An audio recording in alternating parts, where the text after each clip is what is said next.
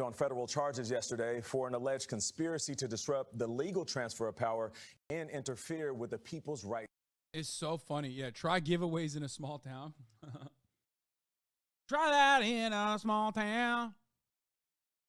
Yeah, we saw what happened when this was like actually purposeful violence directed at the state.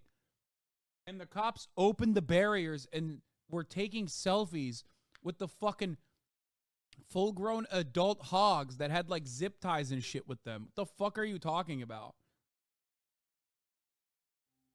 You're so stupid for like trying to make this hypothetical scenario where it's like, got him here. There was less police response and people died, okay?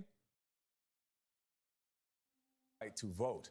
Afterward, Trump claimed that his rights are being violated. Robert Costa is outside the D.C. courthouse. Bob, good morning. Unpack this for us.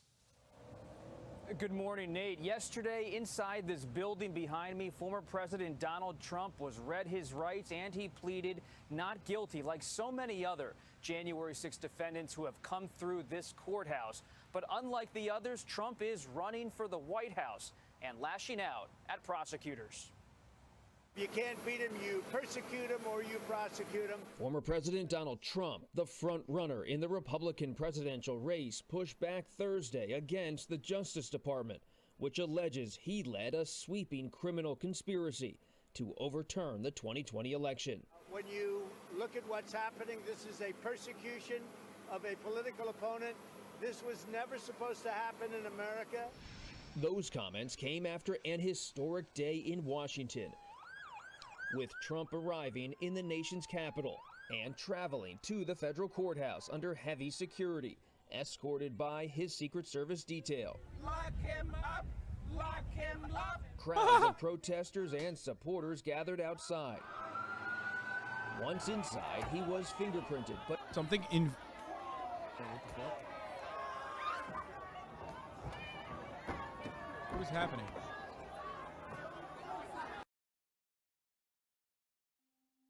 I don't know where that was coming from. But something really funny about Donald Trump, the former president, getting arrested for a third time and not even having like a fraction of the protesters at that venue that Kai Cenat had for a fucking giveaway.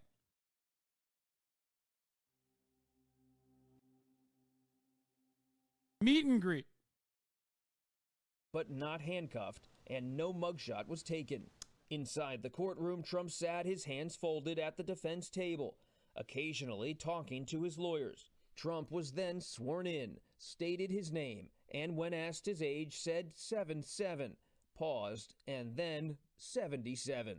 He pleaded not guilty to 4 felony charges. Damn, the judge told Trump the obstruction charge alone could carry up to 20 years in prison. The charges were the latest turn in an ongoing grand jury investigation being led by special counsel Jack Smith, who sat roughly 20 feet away.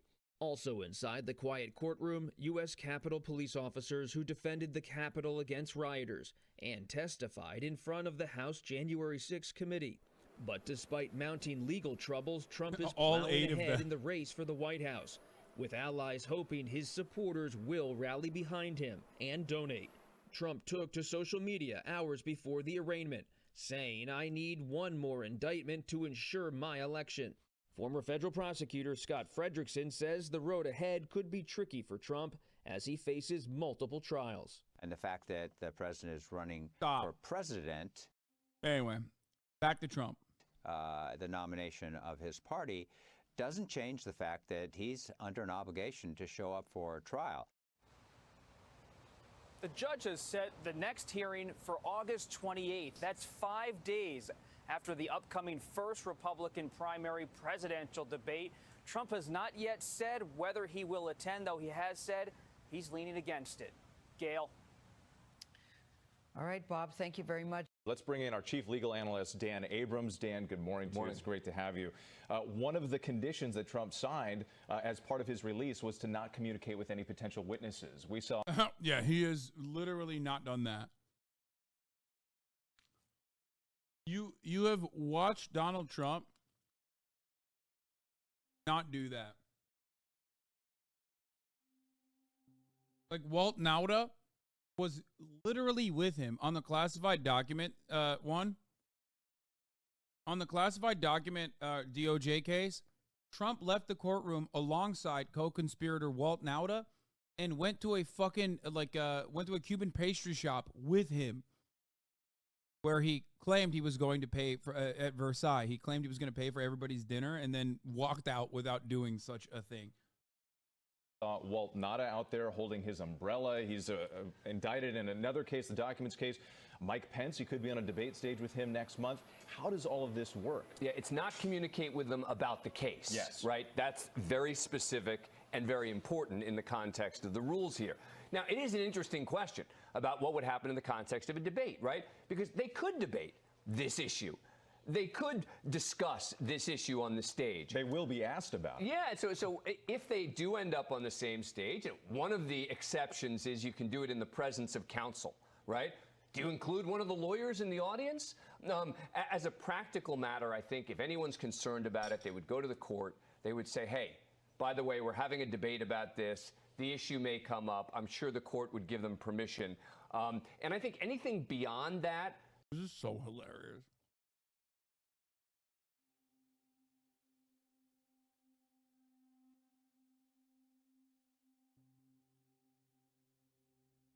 Former vice president who's currently running for president against the former president who's who's been arrested 3 times now are technically not allowed to be by one another because the former vice president is a key witness in the active case against the former president. America is so fucking psychotic. I love it, dude. I love it. It's so good. Conversations he has with Walt Nauta or others. Remember, someone has to report it. It has to be public for anyone to raise the issue. And that's the other question is, putting aside the public nature of a debate, in a private conversation, who would be the one to actually go to the court and say, hey, by the way, people like you made it that way? This guy's still stuck on the how can you deny it wasn't a riot bias much. My dude came in here to fucking cry about a bunch of teenagers that were dancing in the streets. Good job, man. We're covering like big boy news now, okay? Don't worry. We moved on. Like, we've totally moved on from the Kai stuff. You can keep crying about it if you want.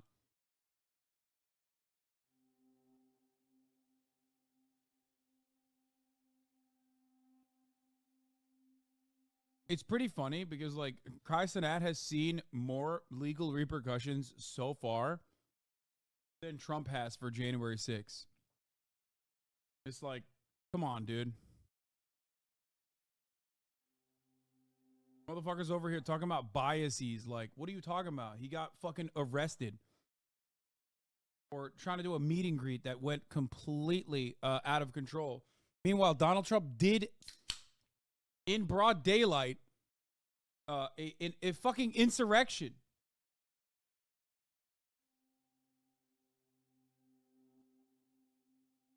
The fuck do you mean? ended up talking about it. The other big question here, Dan, is the timing of all of this. The special counsel wants a speedy trial. Is that going to happen? The big question is going to be, does this happen before Election Day? Right. That's the cutoff date. There is no doubt that the special counsel wants this case to happen soon, certainly well before the election, and there is no doubt that the Trump team wants this to happen after the election. That's going to be very much in the purview of the judge. We'll see how quickly she moves this thing. I think it's unlikely, though, that it happens before the election. We'll see. All right, Dan Abrams, we always appreciate your insight. Thank you. Hi, everyone. George Stephanopoulos here. Thanks for checking out the ABC News YouTube channel.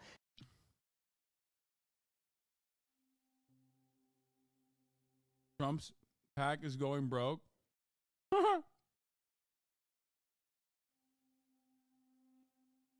Oh. It's a SPAC. This is a SPAC. It's the It's a special purpose acquisition company. It's not his PAC. It's not super PAC. PAC is like a baby IPO.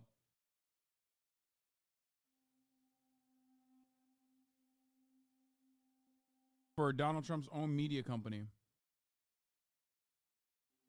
And maybe Truth Social? I don't know if this is connected to Truth Social. Anyway, let's continue. John Dickerson is CBS News chief political analyst and joins us now. I would suspect his PAC is also going broke, though, because there's a lot of fucking legal proceedings that they have to fund.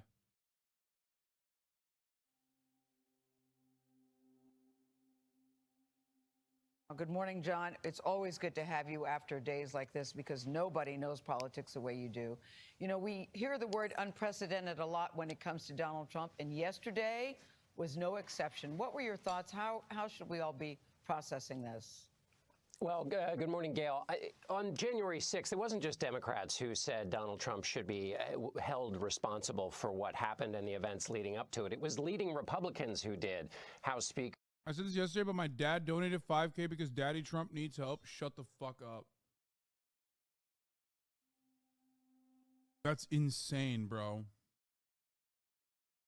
Giving $5,000 to the former president so he can, like, pay his lawyers is insane to me. It's, like, kind of sad. It's not even kind of sad. It's really fucking sad.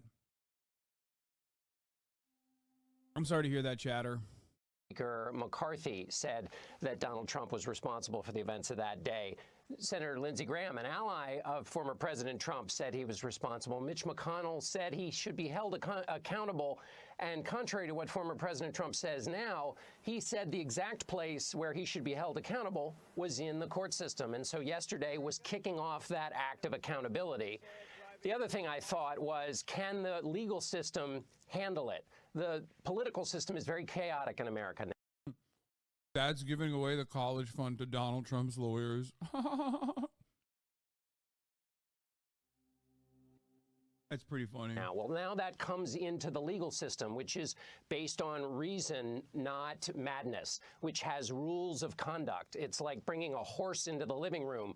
Can you settle down all these issues and deal with them in a way that includes being fair to the defendant? So it's a test, another test of the American system. John, Trump is still the clear frontrunner for the 2024 Republican nomination, and he still has support from the Republican Party. Where do you see this when you talk about the political landscape? How do you look at where the Republicans stand when it comes to politics? You know, Nate, in a presidential primary, normally competitors look for the smallest little thing to pick apart their opponents. Tiniest little thing, they'll talk about it for days. The closest challengers to former President Trump are doing the opposite when it comes to the material in this indictment.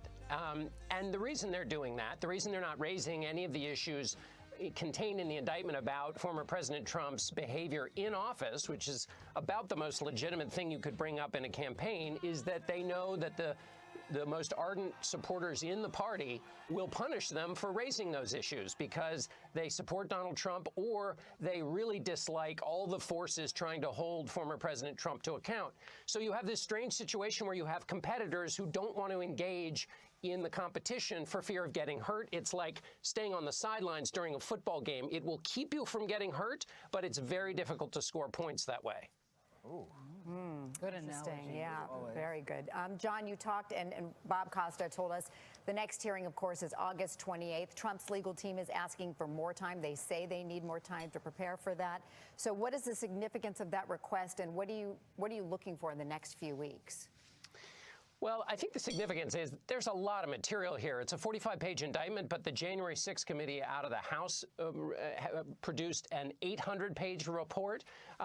The facts are all well known. They all happen in public. But if you're going to try to defend somebody against this, and this is a 2-month period where, remember, this is a case where much of the most damning evidence against the former president is from people in his inner circle. And so that's a tough job for his lawyers to go through all of that. Plus, they've got all these other cases. So it seems, I'm no lawyer, and I prove it every day, but... Oh, by the way, this was pretty fire. Donald Trump said, if you go after me, I'm coming after you.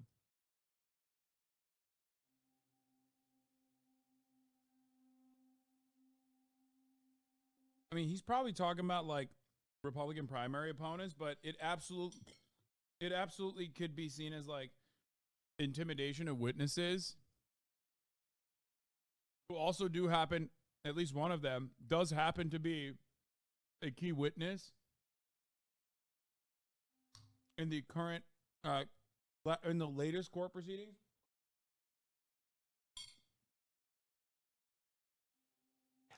This is a case where there's a lot of work, and so it doesn't seem crazy to ask for more time to go through all of the material. So that's the big question, though, is how quickly will this move? Because, of course, we don't just have legal calendars. We have, of course, the political calendar. You know, John, nobody can get in Donald Trump's head, but I sat there and watched him standing in court. Former President of the United States pleading not guilty again in a court of law. Have you heard even privately what is going on behind the scenes, how he must be feeling? They didn't even call him president yesterday. He was called Mr. Trump. Well, I don't have any reporting other than Bob Costa's reporting, which was that the former president is kind of bored by all of this, which is extraordinary when you think of the issues that are at play. These are the most important issues relative to democracy. But President Trump has been engaged with the legal system, former President Trump, I should say, for many, many, many, many years. So even though this is unprecedented, certainly in his life, it's been many interactions with the legal system. John Dickerson, as always, thanks. Yeah, he's bored of this because he's still fucking constantly being in trouble with the law. He's like, I'm yawning through it. Yet another day, another court case. They will never arrest me. Cover Kai Cenat being arrested. I'm going to fucking... I am going to lose my fucking mind. Dude, how much more time do I need to spend on Kai Cenat? The first 4 hours of the broadcast was entirely dedicated to Kai Cenat. I skip away from this coverage. We've moved on to the fucking president, and immediately you got dumb motherfuckers in here being like, dude, you have to cover this. It's crazy. I know, man. I know. Not everybody watched your whole thing, bro. Okay, well then fucking figure it out. Go to the VOD.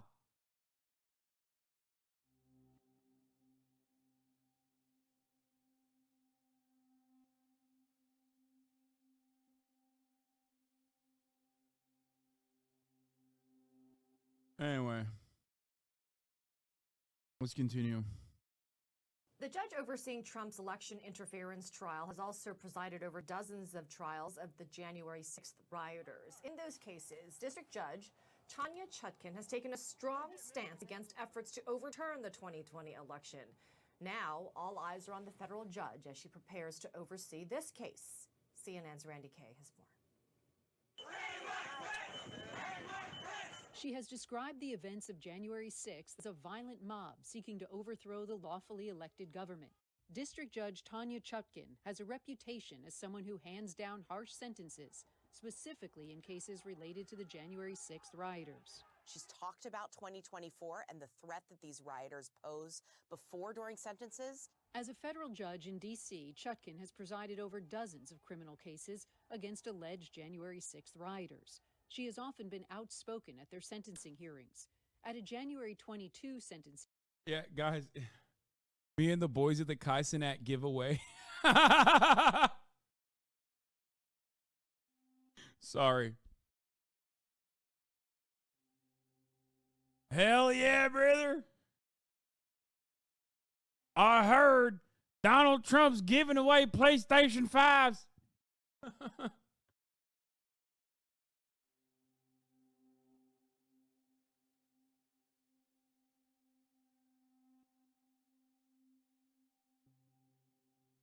hearing for two friends who had gone to the Capitol, Chutkan said this wasn't Bill and Ted's excellent adventure. She added, they came to Washington knowing full well the events of January 6th. Their actions were an assault on the American people. She also called it a violent attempted overthrow of the government that almost succeeded. At the criminal sentencing of another rioter, she said this. He did not go to the U.S. Capitol out of any love for our country. He went for one man. One man in that sentence would be Donald Trump. This won't be the first time Chutkan has dealt with a case involving the former president. In November 2021, Chutkan rejected Trump's efforts to block the House Select Committee investigating January 6th from accessing more than 700 pages of records from the White House. In her ruling in that case, she wrote this memorable line: "Presidents are not kings, and plaintiff is not president." Chutkan has called the January 6th violence an assault on American democracy, saying rioters soiled and defaced the halls of the Capitol and showed their contempt for the rule of law. She's repeatedly gone above what prosecutors have requested for convicted rioters' prison sentences. Chutkan has also issued a warning about future political violence at a sentencing hearing in December 2021. It has to be made clear that trying to stop the peaceful transition of power, assaulting law enforcement, is going to be met with certain punishment. Is bedrock. Chutkan was born in Kingston, Jamaica. She was appointed by Barack Obama in 2014 and has served as a federal judge since the Senate confirmed her 95-0.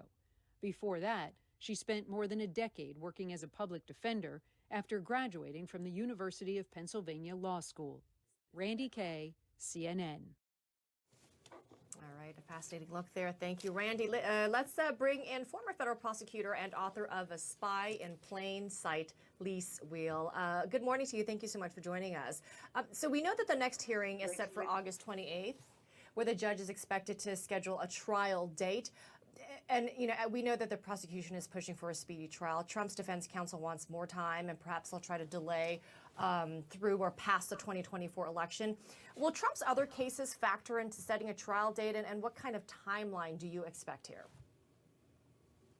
Perhaps they may factor into it. I expect a fast track, a rocket docket even, but the judge is going to have to consider the other federal case going on in Mar-a-Lago in Florida. Isn't it funny how CNN can be telling the truth in situations that you like and lie in others that you don't like? Isn't it funny that Mondo091 has literally spent approximately 0 hours in here actually retaining a singular piece of information that I've ever delivered, considering that I routinely fucking yell at CNN on a regular fucking basis? It's called having media literacy. I also once famously called Jake Tapper a cunt, who he got very offended over and demanded that I apologize to every single CNN news anchor that's a female, okay? If you've just really been watching today, why don't you just, why do you operate with this assumption? Think about that, dumbass. Think about your fucking donkey brain making this analysis. Think about why your donkey brain immediately made this assertion that I actually do love what CNN is saying here and hate what CNN was saying about Kai Cenat. Why? Why don't you just sit here and retain some of the fucking information like a good boy, okay, instead of immediately making idiotic assertions and trying to get your fucking 15 seconds of goddamn fame here? I know I criticized the CNN coverage on the Kai thing. I know. I did. I haven't even gotten my fucking coverage or my criticisms out on the CNN Trump election conspiracy charges thing yet. The point is, if you come in here and you watch me go through one CNN coverage and make criticisms and then immediately not make criticisms on another thing that CNN is covering, okay? If you make the assertion automatically that like, wow, oh, isn't that crazy? CNN always is like, you're never yelling at CNN when you agree with them and only yelling at it when, you know, they're saying something wrong about someone you know about. Guy is a WoW player. You can disregard every single thing he says. I am also one. It's so fucking stupid. I criticize CNN on a daily fucking basis. On a daily basis.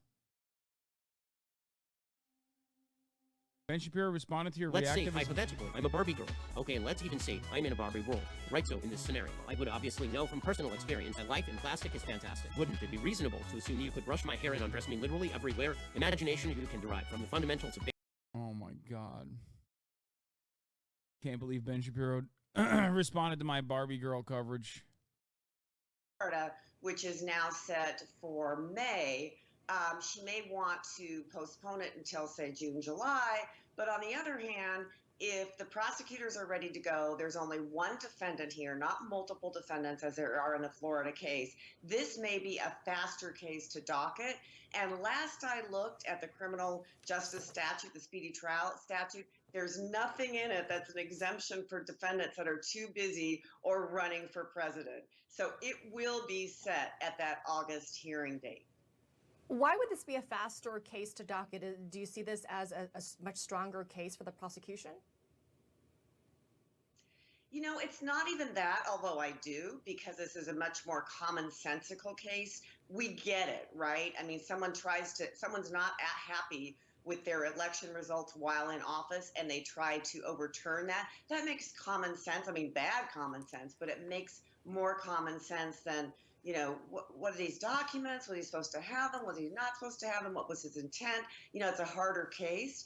But I say that it's a rocket docket, not so much because the prosecution has a stronger case or a more commonsensical case, but just because there's only one defendant. So the judge doesn't have to look at different schedules and whether all the defendants go together or the co-conspirators go together. This is just one person in this indictment. Yes, there are unindicted co-conspirators, but that doesn't matter. So she can set this early. The prosecution's going to be ready. The discovery's going to be ready. Hey, the discovery's pretty much right there in the indictment. It's a 45-page indictment. So the prosecution is ready to hand all that over to the defense. And then at that point, the defense is just going to have to say, we need more time. But for what? You know, once they've been given the materials, they have a reasonable time, but not an extraordinary amount of time, Amara.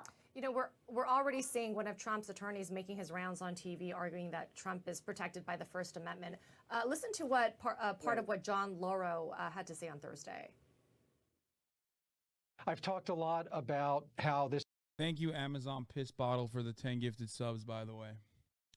This is criminalized First Amendment speech because President Trump, like all of us, has a right to redress grievances, has a right to protest an election that he felt was unfair, has a right to campaign. Has a right to spark an insurrection after lying routinely to the public about an election being stolen, in spite of every single person in a position of power in his cabinet telling him the exact opposite, which was the truth, which was that the election was not stolen from him. President Donald Trump also has every right to seek legal counsel that will basically tell him exactly what he wants to hear, so that he can inevitably use them as the fall guy. He also has the right to possibly collude with his counsel to utilize the Department of Justice and stop normal electoral processes from coming to a end.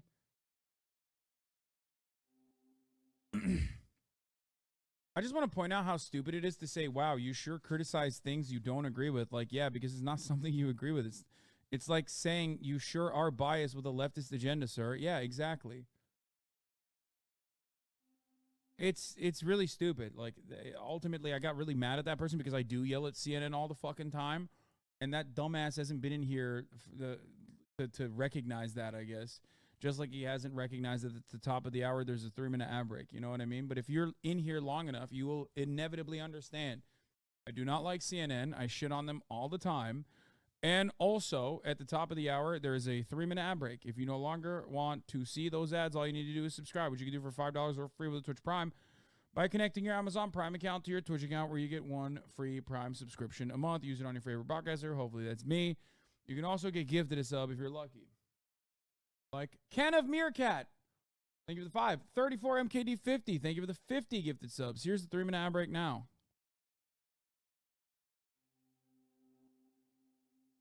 On a position, and they've attacked that right, not just for President Trump, but for everyone.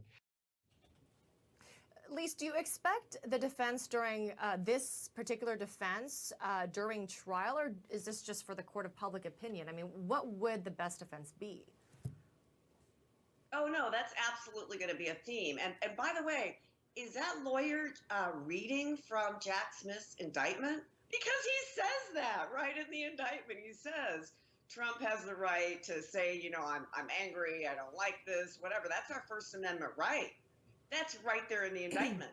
But what Smith says, though, is Trump went beyond that, right, in trying to orchestrate the overthrow, basically, of the election. And you can't do that. I mean, any fifth grader knows that. So, of course he's going to use that. That's going to be a theme. I think the more prevalent theme, should this go to trial before the election, which is, of course, what they're trying to not have happen, defense lawyers, is going to be a jury nullification. In other words, hey, jury, you've heard all of this, you've heard all of the evidence, but vote with your heart. Let the man go. Don't vote with the evidence. Jury nullification. Has he done? Have you considered putting up a scrolling chyron like Fox News did? That way, chatters won't be asking for news cover you covered already. No, I don't want to do that. It's too much work. And also it's irrelevant because, dude, let me explain something to you. I'll be always looking at that damn phone. Suck my dick. Nobody gift this fucking person. Take a week off. Couple things. One, the jury nullification thing is actually important, and I think Legal Eagle has a video on it. We can watch that. I do want to watch that. I am waiting for the Legal Eagle coverage on the latest round of drops. That's number one. Most relatable streamer. No, it's just like the other thing. Responding to the other person who was like, why don't you make a ticker, like a chyron, that is like constantly fucking rolling under the screen? Dog. How many times do I just like say words that come out of my mouth as chatters get the exact opposite inference? How many times do chatters come in here and go, hey, are you covering Trump arrested, third indictment, pleaded not guilty yet? While it's on the screen. You think chatters are like looking at information that is on the screen? No. All I would do in that situation is just make this additional chyron that not a single fucking person would read and would still consistently say, what's going on? Have you covered Trump arrested in third indictment, pleaded not guilty? It would just be a waste of screen space. Exactly. And it would just be annoying still. Because then I'd be yelling about how it's on the chyron. Why don't you look at the chyron over and over again? The best possible thing I could do is just not respond to chatters who ask these questions. Unless they get really fucking, annoying. Is going to be a common theme along with the First Amendment. 38 Democratic lawmakers are appealing to the federal judge who's going to oversee this case, asking the trial to be televised despite rules prohibiting that. But judges can make decisions on this. This is what the letter reads in part, quote, given the historic nature of the charges brought forth in these cases, it's hard to imagine a more powerful circumstance for televised proceedings. Our CNN team was in the courtroom yesterday. Evan Perez joins us now. Evan, good morning. The next hearing is soon. August 28th. And that is when the judge who's going to oversee the whole trial is going to set a trial date, right? That's right. Poppy, the judge, Tanya Chutkan, has already signaled that come August 28th, she wants to set a hearing. She's given the Trump team and the prosecution 7 days each for them to brief and provide information for their preferences, and then she will set a date, and that is really fast. For instance, in Miami, where the former president is also facing charges related to the Mar-a-Lago classified documents, we spent a month just waiting for Walt Nauta, his co-defendant, to be arraigned. And so you can see that this is a court that we've seen this repeatedly in the January 6 cases. We've seen these judges set quick trial dates. They want to try to adjudicate these cases, and they say one reason for that is because they believe that these people should face justice. Everybody involved in January 6 should face justice before the next election and try to prevent that from happening again in the next one. And so what we anticipate is, as you heard there from John Lauro, the former president's attorney, we expect that he is going to raise a lot of issues. He already raised them in court yesterday. He said this is... Would I love it for it to be televised? What do you think? I mean, that is like... I think there's a legitimate defense that you can... there's a legitimate argument you can make as to why that should be televised, because it absolutely is like a matter pertaining to the public. Half the fucking court case revolves around Trump knowingly and willingly defrauding the American public, right? But fuck all that. The real reason why I want it is because content, baby. I want that so fucking bad. Call me selfish. I don't give a shit. It is a crime for that kind of content to not be content. I would come. I actually would. Oh, God, I'd be too stimulated. Dozens of House Democrats have asked the policymaking body for federal courts to allow live broadcasting of the court proceedings. Oh, my God, this is the only good thing that Democrats have ever done. Oh, my God. Oh, my God. Be careful what you wish for. Trump will capture the airtime just like he did in 2016. We know how that turned out. Oh, my God. Bro, I'm not even kidding. This is the one time that the Democrats are pulling through. It makes everything worth it. It's crazy.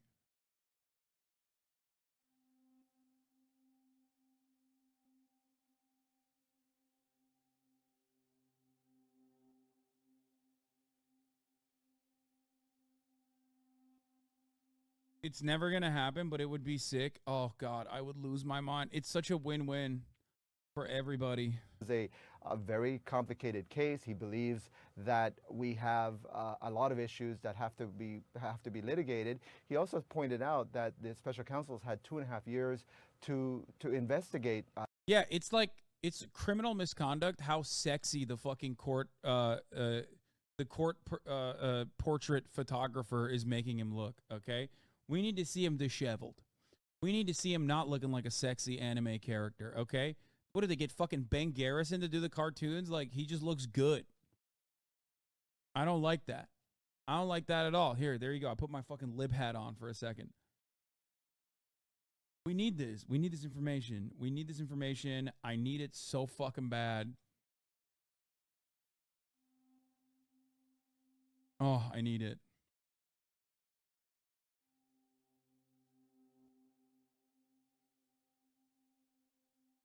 This matter, and that they're going to have a lot of discovery to go through before they can even get ready to trial. He's raised the possibility that this could take, and this could be a 9 to 12 month trial. Of course, the judge will make the final decision with the understanding, of course, that they want to make sure the former president has a fair trial. Yesterday in court, I'll tell you briefly, you know, he sat there, he seemed not very, very pleased about something that was given to him, some of the paperwork that was given to him. He and Jack Smith had clear sights on each other. Several times they looked at each other, which is very different from the previous proceeding in Miami, where they could not really have straight sight lines at each other. Poppy? That's really interesting. So few people get to be in the courtroom, and you were there, you got to see all of that.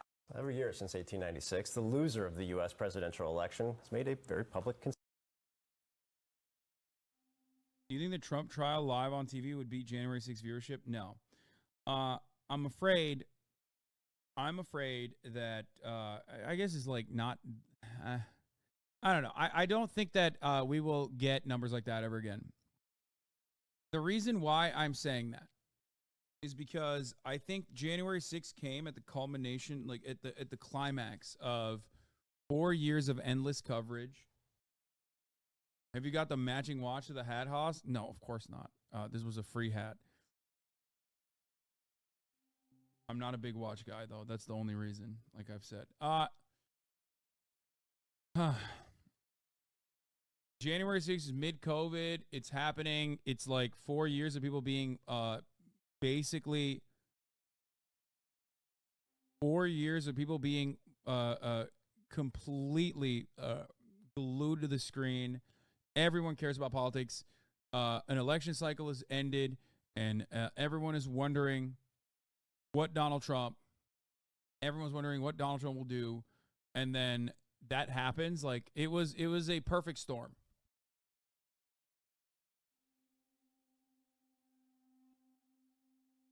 Imagine Rolex selling caps. I think some, like, ironic because the Kai stuff happened, but we're planning on doing like a pop-up shop for the John Brown merchandise with a collaboration for Reconstruct. And this morning, my friend at Reconstruct Studios made these cut and sew merchandise where he took like all of the John Brown merch and made like cut and sew reconstructed pieces, came to drop it off. And he said that his friend made these for like a golf event or something. And I was like, oh, I like it. Goes with my outfit. And he's like, yeah, you can take it.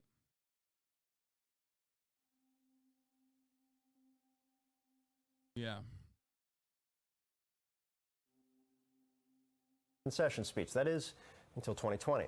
Donald Trump lost the election, but refused to concede to Joe Biden, breaking a 124-year-old streak. Didn't attend inauguration either. Now, to be clear, there's no legal requirement that the loser must concede.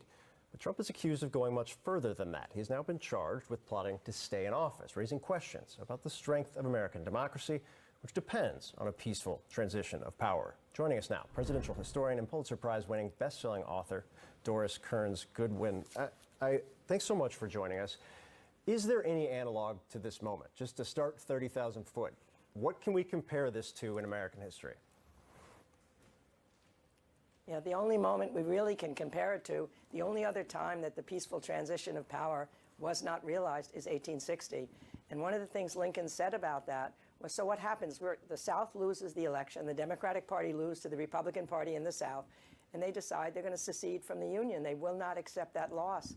And Lincoln said, if we allow that to stand, this is the central issue that their struggle is really about, then democracy will be considered an absurdity. Ordinary people cannot govern themselves. The only other time, and every other time, the person who lost, and what's so important about even playing those clips as you did, is to show the human emotions that are involved. A person's been in an election for months, they're exhausted, they're so sad at losing. I mean, one of the things that Carter said when he was in his concession speech, I promised I wouldn't lie to you, but I can't lie. I must tell you now, I'm really hurt. This is hard. But on the other hand, I accept that I have lost. And he said, I've been a great chance to have some shaping of the destiny of our country. No man can ask for more. I congratulate the winner. I mean, we've needed that time and time again. It's what democracy is about. You know, you can either vote the guys in or you can throw them out. And the guy who loses has to be able to accept it with. So school. Let's watch some Ron DeSantis crowd work, for the love of Christ. I hate this. Historian, Trump trial could be the most important in U.S. history. Okay, dude. Joining me now. Okay, listen. It's just like double dick suck from all different angles here. It's fucking annoying.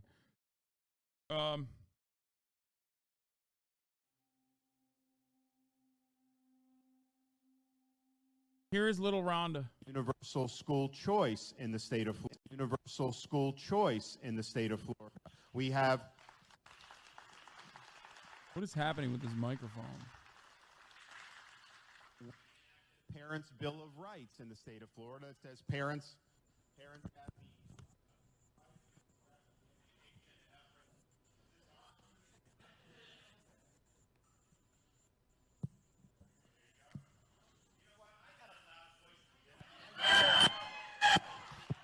All right, let's see. There we.